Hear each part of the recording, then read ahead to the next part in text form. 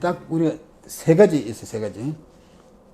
수술, 병 있는 부위를 제거를 하고, 그 다음에 수술 후에 갑상선 호르몬을 복용시키고, 그 호르몬 복용시키는 이유가 뗀 것만큼 모자란 것만큼 갑상선 호르몬은 우리가 살아가는데 꼭 필요해요. 또 하나는 갑상선 호르몬이 모자라게 되면은 내 하수치 호르몬이 야 갑상선 호르몬 내놔야 된다. 너 그럼 갑상선 자꾸 자극해요. TSH라고 갑상선 자극 호르몬인데 갑상선 호르몬이 적게 나오면 그림이 내 하수치가 갑상선한테 명령을 내려요. 갑상선 호르몬 생산하세요. 계속 갑상선 세포를 자극하니까 남은 갑상선을 계속 자극하고 혹은 아주 미세한 갑상선 암이 어디 있다. 그러면 그 세포까지도 자극한다고요. 내하수치 호르몬이. 그래서 그 내하수치 호르몬이 내려온 걸 밑에서 막아주기 위해서 갑상선 호르몬을 먹는 거예요. 세 번째는 많이 진행된 사람, 그러니까 폐 전이가 있든지 면파선 전이가 많다든지 이러면은 그 이제 보조 치료로 방사선 요오드로 치료를 한다고요.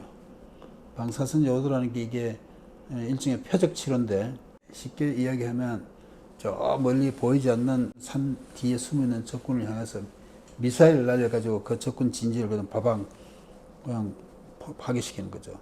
요오드라는 미사일에다가 방사선을 붙인다고. 그러면 적군한테 가서 바방 붙어가지고 그걸 죽이는 거지. 요 세 가지예요.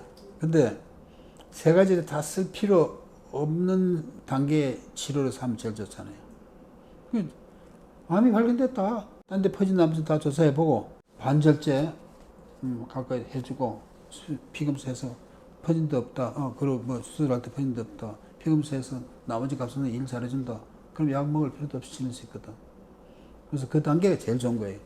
근데 그 단계를 지났다. 방사선 요오드 치료까지 안 하고 반절제 조금 더 뗄 수도 있겠죠. 그죠?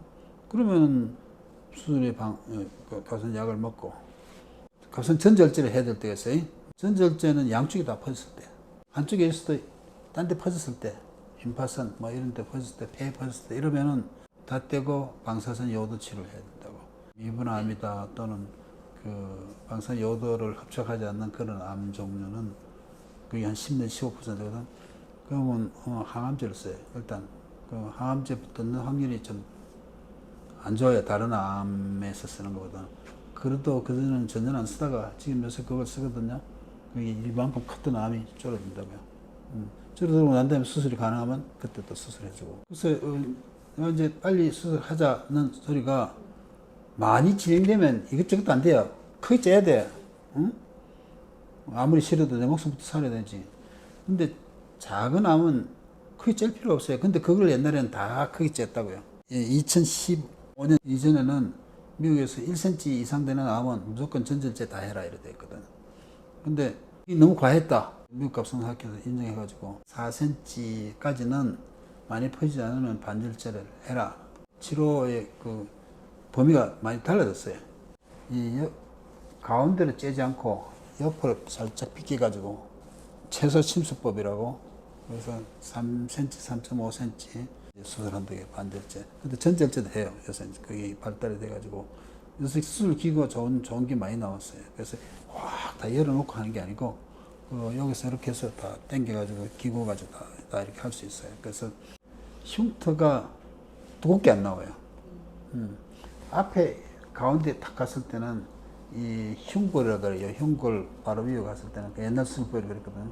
그러면 축이 돼가지고 사람을 움직이고 또 삼키고 이럴 때 당기고 왔다 갔다 하잖아요.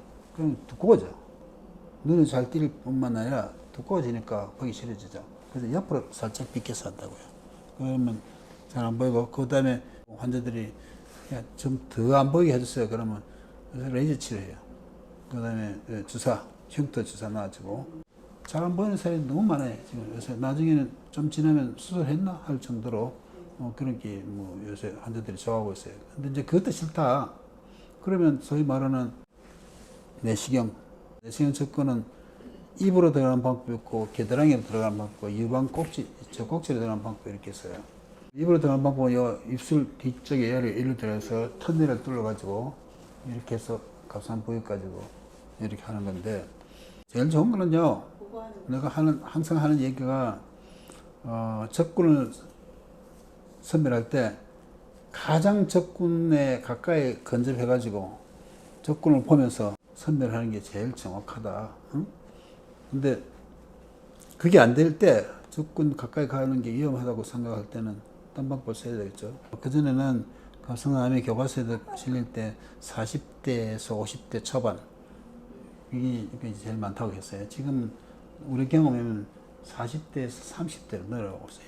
그 다음에 어린아이, 청소년기도 내려오고 있고 젊은 사람들 많이 발견되는 이유가 진단에 초음파 뭐 이런 거 진단을 적극적으로 하고 직장에서 접근하는 게 발견되는 거거든. 그래서 막 그런저런 이유로 해서 젊은 연령층에서 많이 발견되지 않느냐, 이건 더 연구해 봐야 되겠어요. 근데 아직 그게 이제 공식적으로 연구된 바가 없어요. 서양에서는 여포암 이런 게 많거든. 우리나라는 아까 그 갑상 유담이 95%를 그랬잖아요. 그게 왜 많을까 보면 특히 한국 사람들, 일본 사람들 해조류 계통을 많이 먹어요.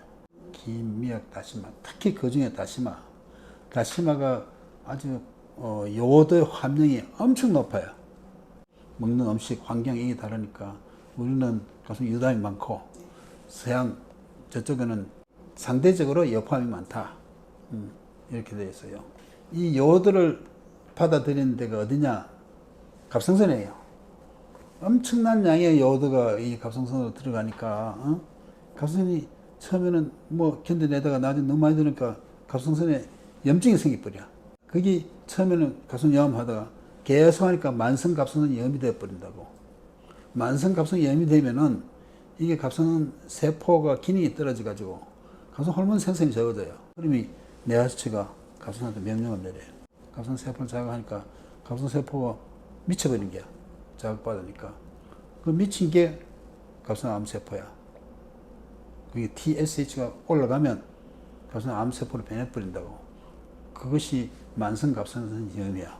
그래서 만성갑상염 가진 사람하고 안 가진 사람 지금까지 통계 나온 거 보면 일반 사람보다 한 3배 이상 갑상암이 잘 생긴다.